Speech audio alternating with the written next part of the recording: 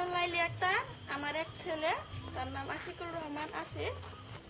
আমি আমার বাচ্চা সম্বন্ধে শিখছি যে বাচ্চার 6 মাস পর্যন্ত বুকের দুধ খাওয়াতে হবে, অন্য কিছু না। 6 মাস পর পর আর কি বাড়তি খাওয়াবো, এগুলি আমি শিখছি। এই ট্যাবলেট থেকে শিখছেন? হ্যাঁ, আমি ট্যাবলেট থেকে শিখছি, আর অনেকে শিখছি। মনে করেন ওই যে শাকসবজি কিভাবে করতে হয়, আর মনে করেন যে কৃষিকাজের বিষয়ে সেগুলো জানছি। আর প্রাথমিক চিকিৎসা সম্পর্কে কিছু জানতেন? বাচ্চার চিকিৎসা কিভাবে করাইতে হয়?